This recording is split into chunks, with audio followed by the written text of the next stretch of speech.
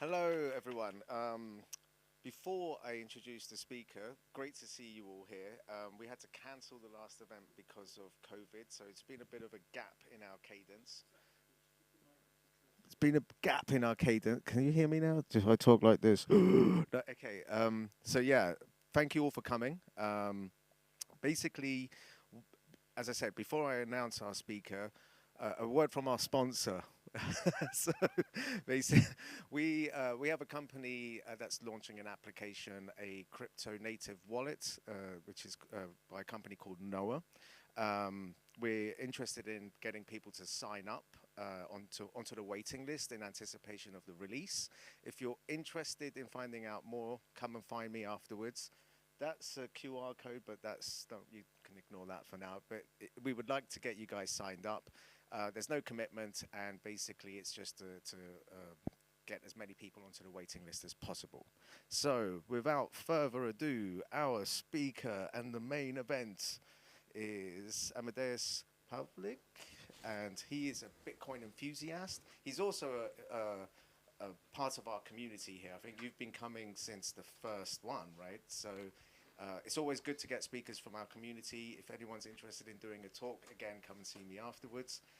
But Amadeusz, he is a professional software engineer. Currently, he's worked on many projects, really interesting ones, including the world's fastest production car. And currently, he's doing Internet of Things with respect to the medical industry. So, give it up for Amadeusz. Thank you very much. Hi everyone and welcome. I really appreciate you taking your time and coming here. Cryptography for cryptos. The idea here is that I think there's an appetite for people to understand more about the inner workings of cryptocurrencies. And while a lot of people do understand that cryptocurrencies are built on cryptography, not many people understand how it works exactly.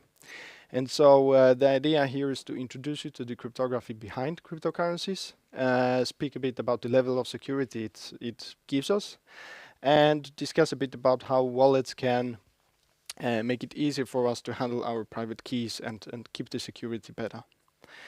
My name is Amadeusz Pawlik. I'm a software engineer, currently working with IoT, but I've done a lot of embedded system stuff. Besides my work, I'm really interested in Bitcoin and cryptography. But with that being said, I am not a cryptographer and I'm not a mathematician, just merely a hobbyist. On top of that, the topic at hand is very complicated, so I will not be able to cram everything into a 45-minute lecture. I will simplify and I will cut corners where needed, which should be okay because the goal is to give you just some basic understanding of how things work. And I started my research by consulting Wikipedia on cryptography. And Wikipedia states that cryptography is a study of secure communications in insecure environments.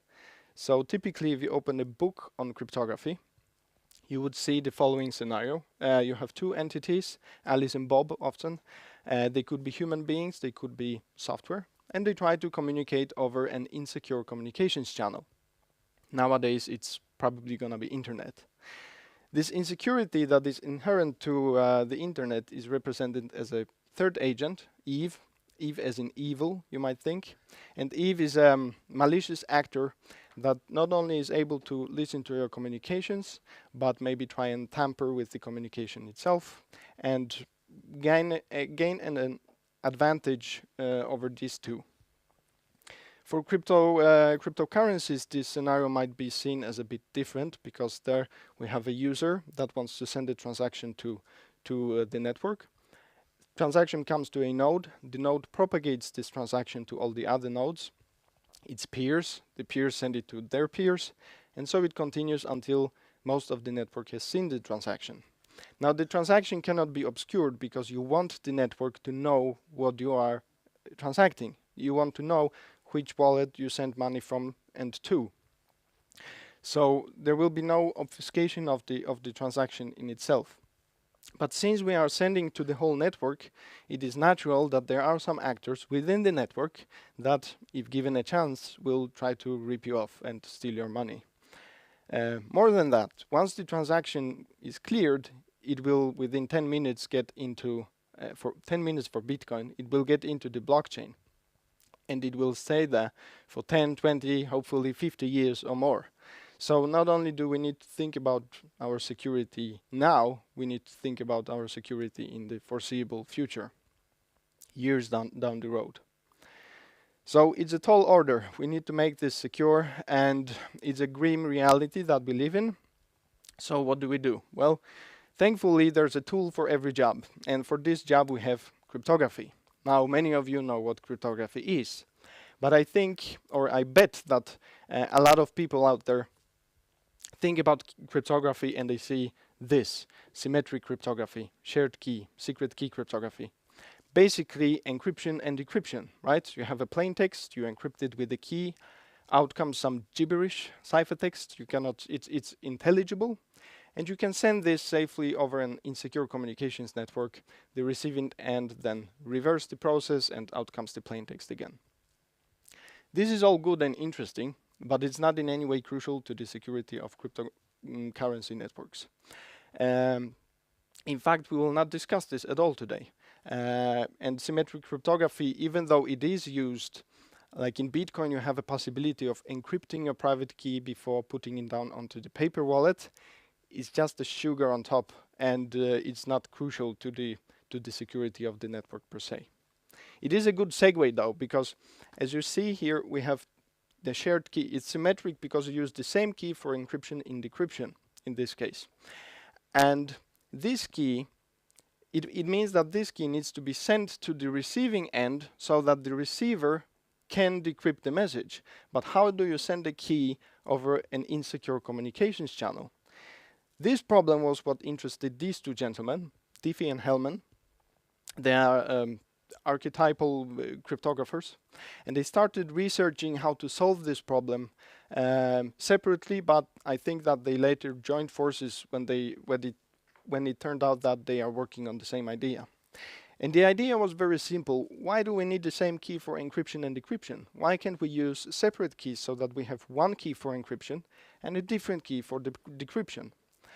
These were called the private key and public key, what is called a key chain.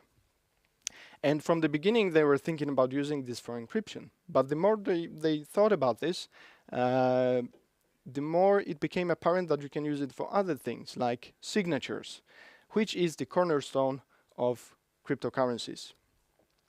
To explain public key cryptography, we will do an experiment, or we will try and implement a very simple scheme here. We will be using buckets of paint.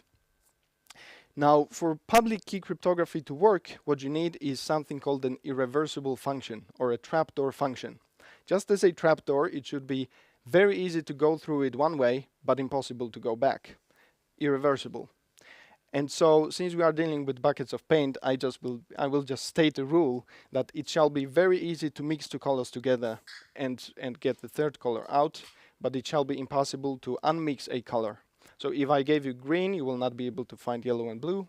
If I give you green equals yellow, you will not be able to find blue. Not the specific hue anyhow.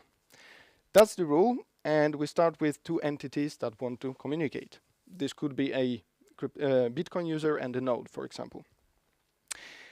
First of all, they decide on what technique are we going to use, what scheme do we want to use, and they decided on Amadeusz's easy peasy public key signature scheme. If you've never heard about it, I don't blame you. It's actually quite bad. Just the other day I found a way to hack this. So if you yourself find a way how to hack this, or if you want to know how this is vulnerable, we can take it during the QA, or I have a bonus slide at the end of the presentation. Anyhow, we don't blame them. They chose a PPKS and they read the specification. In the specification, it says that the base color should be blue. No particular reason for why blue, but this is public information that you can get from the spec. Now Alice, or the user here, she starts by generating a secret. She wants to generate the secret using a random oracle. So human beings are quite bad at doing random choices. We have our favorite colors. We have colors we don't like. So what Alice could do is she could put a blindfold over her eyes and just point a finger at the large palette of colors. And then she takes off the blindfold and she sees red. So this random process makes it much harder for an attacker to guess what you could have chosen, because now the pool of initial values is maximized. Private key is meant to be private. It's a secret, right? So Alice here, she doesn't disclose it to her mom, not to her grandpa. It stays with her. What she needs now is a public key, and a public key is a function of private key. It's generated from the private key. So what she does is she mixes red with blue, and out comes brown. Brown becomes her public key. It's public, so it's meant for external viewers to be able to see it. But most importantly, this public key does not disclose Alice's private key. It still is a secret because you cannot unmix colors. So even though the attacker has a public key and a base color, you still cannot find the private key because of the rule that we stated previously. She now prepares her message. Her message is yellow. I don't know why, but that's what she wants to send. And then she signs this message by mixing red with yellow, receiving orange. She appends this orange bucket to her packet, and she sends it over to the network, to the node. Now the node here, the Bob, verifies the signature against the message. He can do it very easily he can do it in two steps very easily. First, he mixes the message with the public key, and then he mixes the signature with the base color. In both equations, or in both mixtures, the resulting color is lightish brown. Now, because both of these are equal, it means that the signature is actually valid. Were they not equal, then Bob would discard the message because the verification would not check out. It's very easy why this should be true. Brown was, after all, red plus blue, and orange is red plus yellow. So these equations are equal, and therefore they should yield the same color in the end.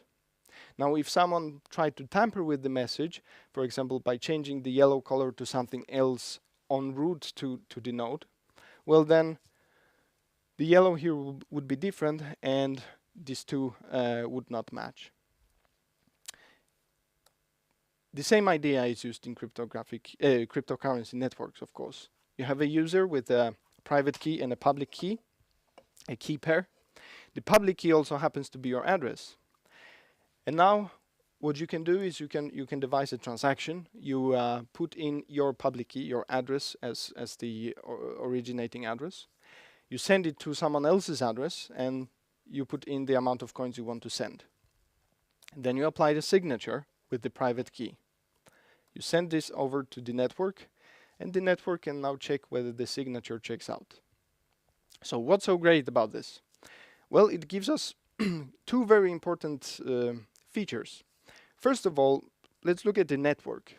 The network, or the node receiving this transaction, is highly invested in the cryptocurrency at hand, being representative to the network at large. And so the node here wants to make sure that the security of the cryptocurrency is as high as possible, because that keeps the value up. When checking the signature against the message, what the node learns is that whoever signed this, whoever created the signature, was in fact in possession or in knowledge of the private key corresponding to the originating address. In other words, whoever signed this message is the owner of the money, is the owner of the private keys that hold the money. So what this means in practice is that you cannot spend someone else's money unless you know this person's private key. And because the pool of all possible keys is very large, it is impossible to guess it.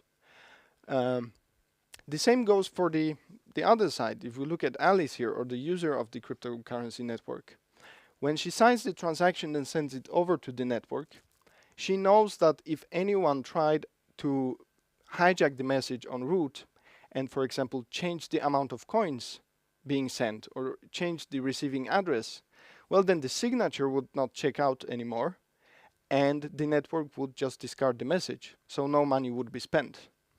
It would be a denial of service, but it would not cost her money. Now, in reality, we are not using Paint, of course. What we are using is mathematics. And here's where things are getting a bit hairy, so it will be really, really simplified. What Bitcoin uses, or Bitcoin can use, among other things, elliptic curve digital signature algorithm. On top of this elliptic curve called SecP256K1 to create a signature. The same goes for Ethereum, Dash, Litecoin, and plenty other cryptocurrencies. Now, with elliptic curve cryptography, you could use any curve you want. This one specifically was chosen by Satoshi Nakamoto. There's no specific reason for why this should be the case, but we know that this curve is secure, so it works. Shortly, it's an elliptic curve. I will not give you a definition of that, but here's the equation that produces this. It's plotted on regular XY axis. If you were to plot it as it is represented in Bitcoin clients, then X and Y axes are actually modulo a large number, and the curve looks like this. But we will go easy on the eyes, and we'll go back to the regular one, readable by human beings. Now, as with any curve, you can pick a point on it, point P. You can pick another point on it, point Q. You can pick as many points as you want. It's a curve. But things get interesting when you consider that elliptic curve mathematics implements an interesting operation called addition. You can add 2 points together. So P and Q, to add them together, what you would do is you would draw a line between them, and then that line will necessarily cross the curve at the third point. You mirror it over the x-axis and you get point R. We say that R is the sum of P and Q, as in this equation here. You can add a point to itself as well. In that case, you cannot draw a line between 2 points, but you can draw a tangent. A tangent is a line that touches the curve at the point but doesn't cross it. And so a tangent to P will cross the curve at the second point. You mirror that, you get 2P. So P plus P is 2P. Then 2P plus 2P is 4P, and so it goes.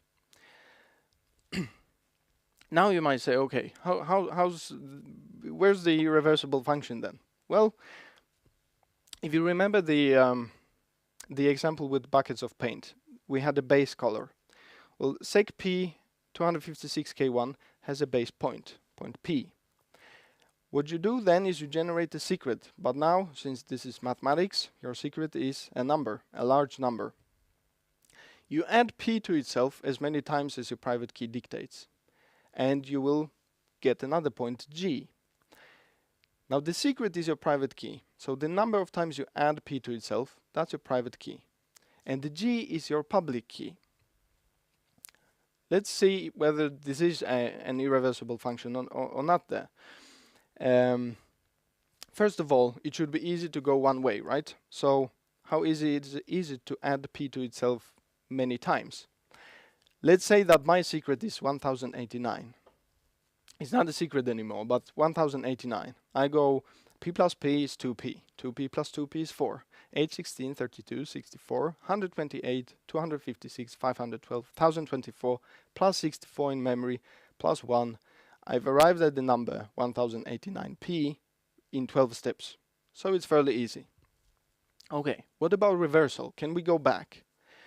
Well, let's see. If I were an attacker and this was regular math, then I would do G divided by P equals X. But this is not regular math, and there is in fact no division defined for elliptic curves. So we forget about this idea. Could we use this trick then as an attacker? Well, let's see. 2, 4, 8, 16, blah, blah, blah, 512, 1024, 2048. We have jumped over my secret using this trick. So it's impossible. I mean, if you have if your private key is not constructed correctly, then it might go. But overall, this is not the way to do this. You cannot crack this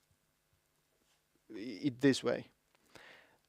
It turns out that there is no way of cracking this other than going the good old-fashioned naive way of adding p to itself as many times as needed in order to find the secret. So in this case, you would go 1089 additions to find x.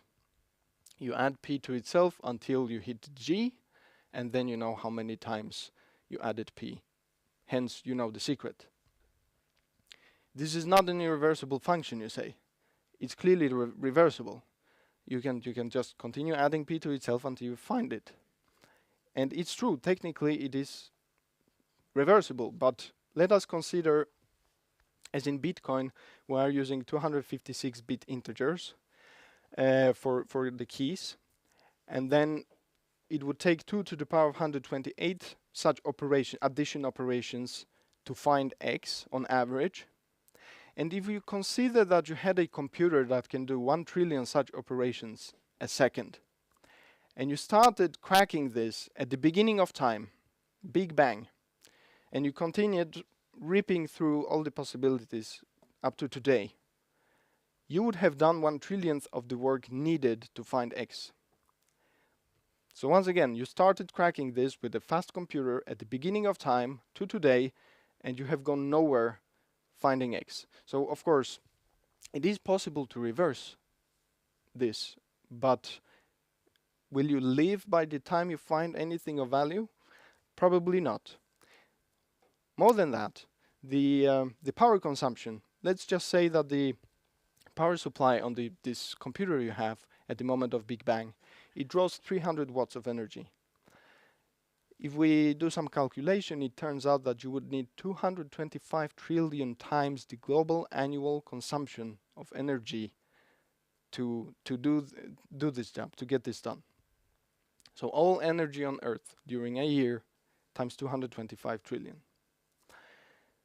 So as you can see, even though this looks very, very simple and it is reversible, the fact is that the numbers that we are getting are so astronomical that it is in fact impossible to revert this. Or as we call it, it's computationally infeasible to revert this. Meaning, yeah, it would be possible in theory, but in practice you will never get this done. So we started with the problem of secure communication. We said that public key cryptography could help us, the signatures. We have seen a bit at the elliptic curve digital signature algorithm and SEC P256K1. But now a question arrives. This equation here, for every X there's a G, so for every private key there's a public key. But you might say, wait a second, I've been using multiple addresses for all my transactions. So how does that work? The explanation is quite simple. You are using a wallet, and in the original implementation of Bitcoin client, Satoshi Nakamoto proposed to use this conventional way of dealing with private keys, a wallet or a list of private keys that are randomly generated, 100 of them you got, and then you start using one address, and then you use the second address, and then you 99th, 100th, and you got a new list. You generated 100 more. And so it continued. The more you transacted, the more keys you had to keep track of. And this works. I mean, it works okay. But it's a pain in the neck, because if you want to back up your keys, now you suddenly have maybe 300 times a 256-bit number. So it becomes, you know, quite a pain in the neck to handle this. Today we have what is called hierarchical deterministic wallets, and this idea is implemented in both hardware wallets like a Trezor, mobile phone wallets, and software on your PC. Let's see how that can help us handling all those private keys. An HD wallet, just like Alice in the first example with buckets of paint, needs to start with something random. Entropy is called chaos, randomness. In my case, I'm using a 256-bit long number. Here it is in binary, and here it is in decimal. Now with this one number, just one single number, admittedly a large one, you can create a structure. You process the number and get a master node, and then that node can generate multiple wallets or multiple accounts. One for Bitcoin, one for Ethereum, one for Pigeon Coin, whatever. You can have multiple of those, and each and every one of those will have a wallet chain, which then in turn allow you to generate as many addresses as you need. So once again, instead of having a list of hundreds and hundreds of numbers, you have just one number or a seed that you use to construct this structure, this hierarchy. And this one number will yield you all the addresses you need. It's deterministic as well. So what it means is that for the same input, the output will be the same. For the same seed, the structure will be the same. If you were ever to lose your hardware wallet, for example, or change a mobile phone, the only thing you need is this seed, this number, and you will be able to recreate the whole structure and all the addresses that you have used. So it's a great way of backing things up. Now, when I say that you can generate as many addresses as you want, if you are so inclined, you might say, wait a second, does it mean that I can generate someone else's address? Or even worse, can someone else generate my address and steal my money? Let's take a look at that.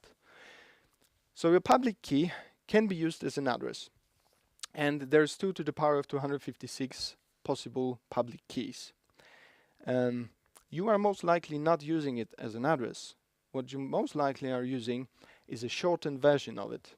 You take the public key, you hash it twice, once with SHA-256 and then with RIP EMD 160. And this hash yields a 160-bit long number. So the shortened address, there are 2 to the power of 160 shortened addresses possible. Now this is a bit of a problem. This is a bit of a trouble as well, because what this means is that while hashing, we have more inputs than we have outputs. So there must be multiple inputs that will give you the same output. To visualize this, let's consider a hash 1, just yielding just 1 bit of output. You take a public key, whichever one, and you hash it with hash 1, and it yields a 0. Then you take another key, and you hash it with hash 1, you get out 1.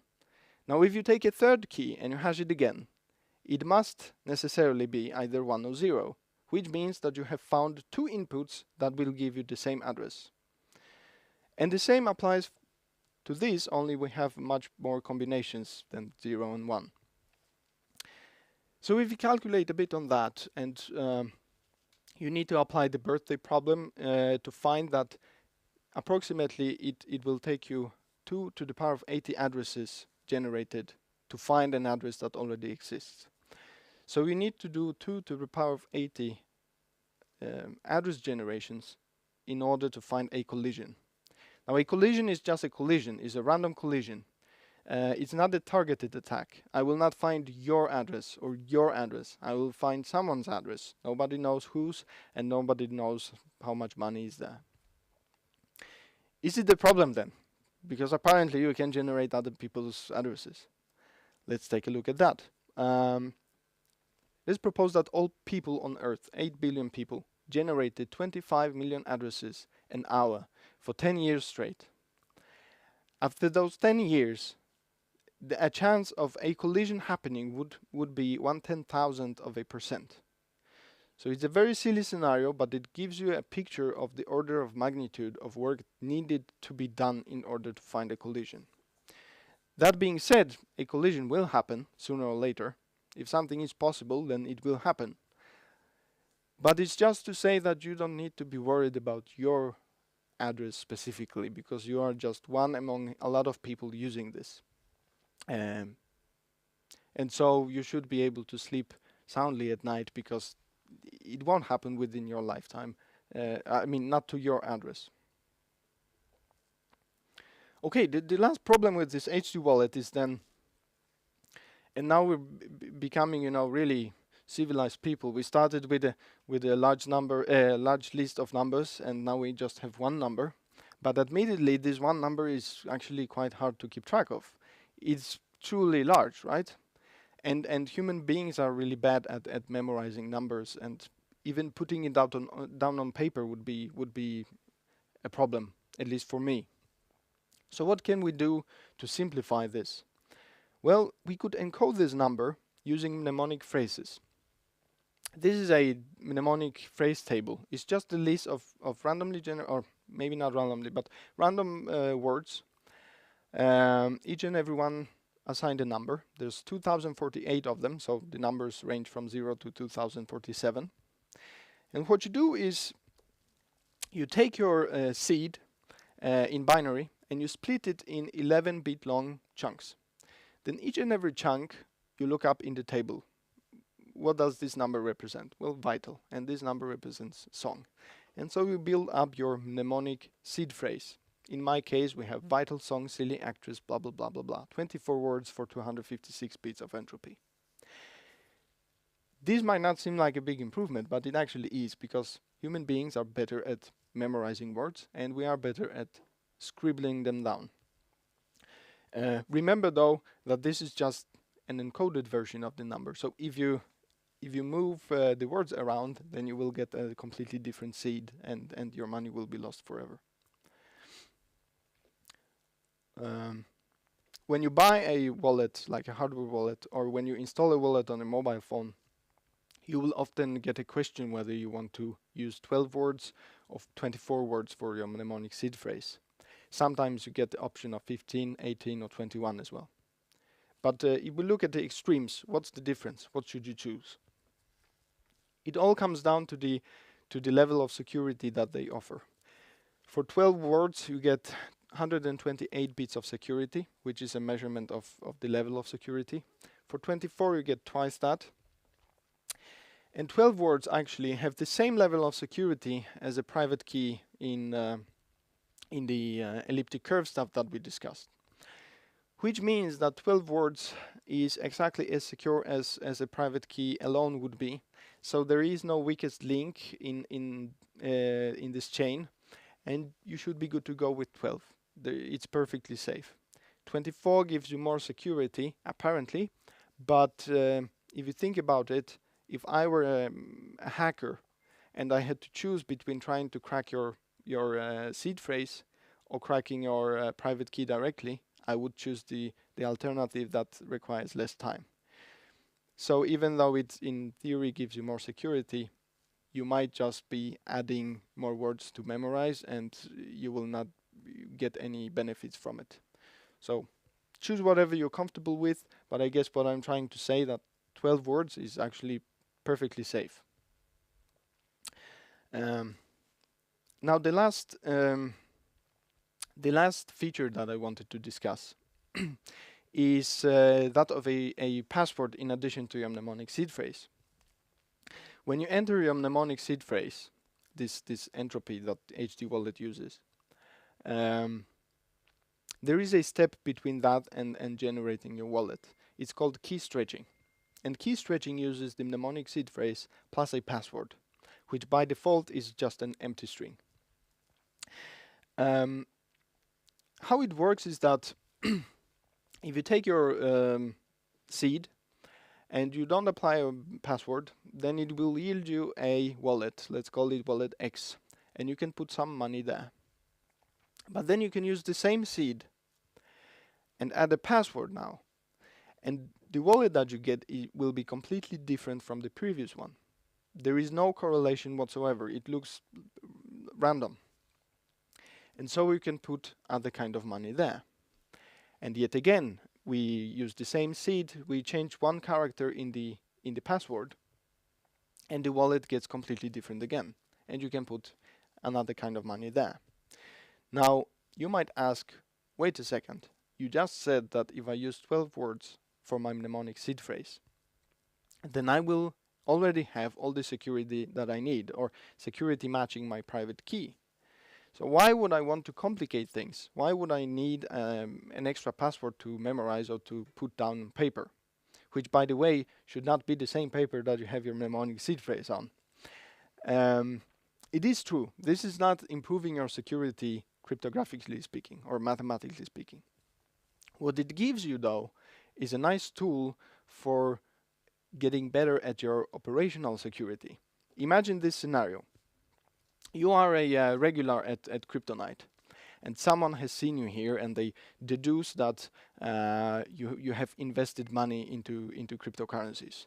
And so they kidnap you, and they put headphones over your head, and they force you to listen to Britney Spears on an endless loop. After 10 minutes, you are ready to crack. And they say, give us the seed phrase to your wallet. And you cannot take it anymore. So you give them the seed phrase, vital song, silly actress, blah, blah, blah. They check out the wallet and they see that you have $100 there. And they say, no, he cannot be going to Kryptonite every month and only have $100 in his wallet. He must be trying to fool us. So they scramble your brains a bit more with Britney, and then they ask you for a password. And you give them a password, the one ending with 666. And they check out the wallet, and there you have $2,000. And they are happy, and they release you. What they cannot know is that you have yet another password, or maybe 5 other passwords. And that's where you keep your millions. So, as you can see, this password can actually allow you to be more secure in real-life scenarios. There have been stories of people actually getting kidnapped. It wasn't for $2,000, it was for hundreds of millions.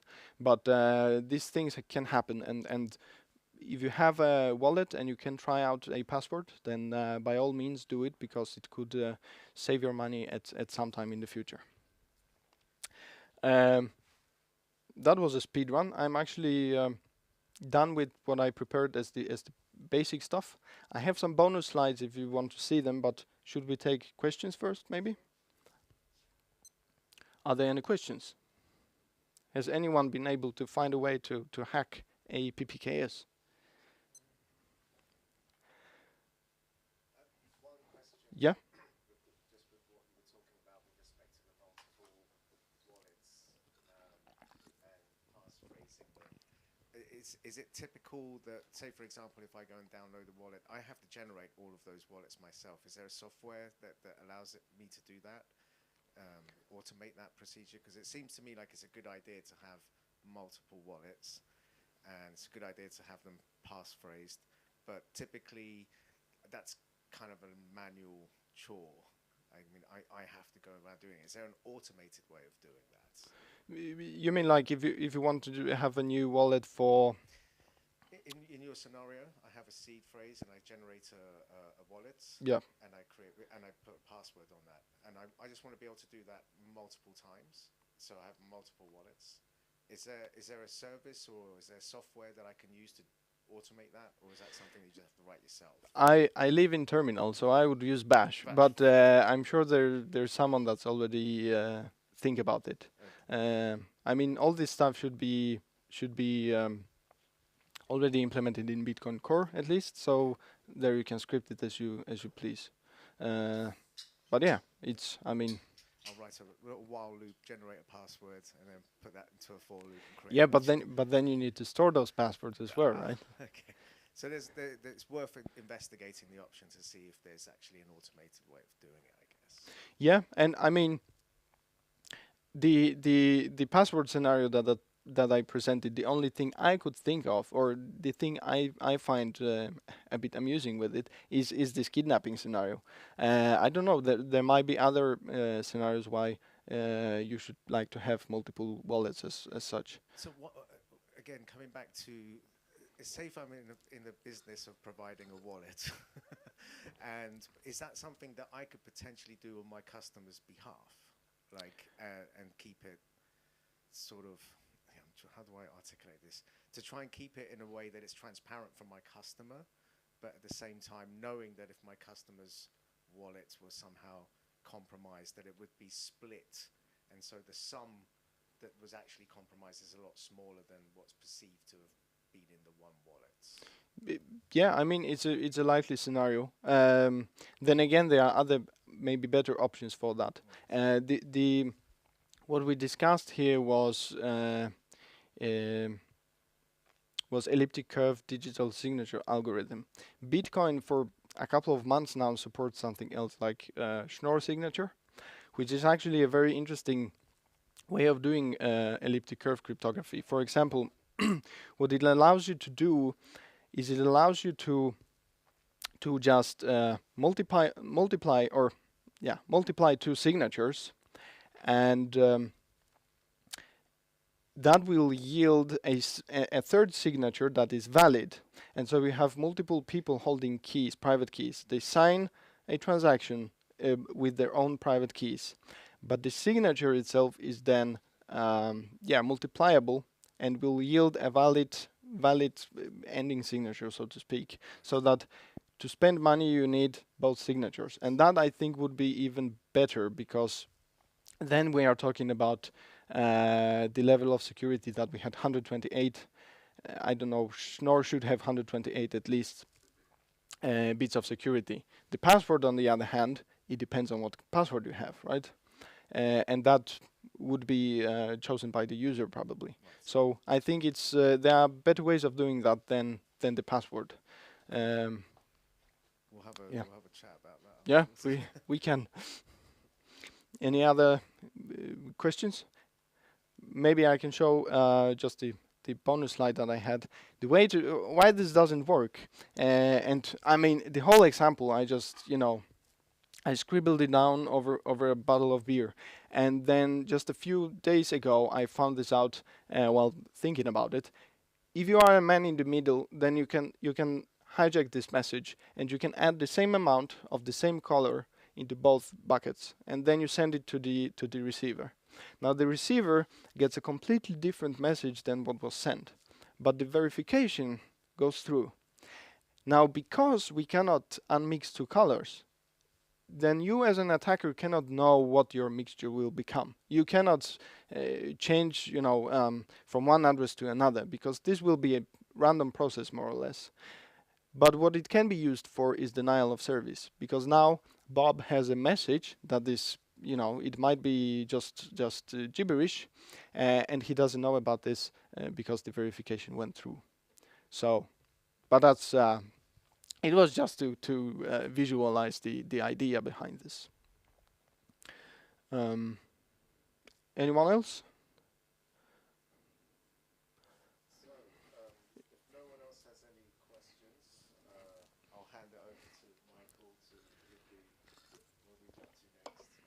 I'll hand it over to Michael to do the closing round. All right. Thank you very much, everybody. Amadeusz, rock me. Yeah.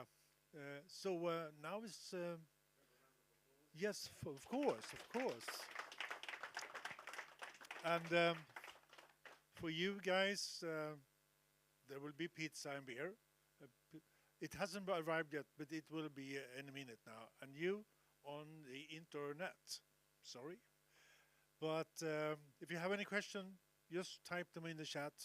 We will be around a couple of more minutes for you guys. All right? Thank you very much, everybody. See you next time.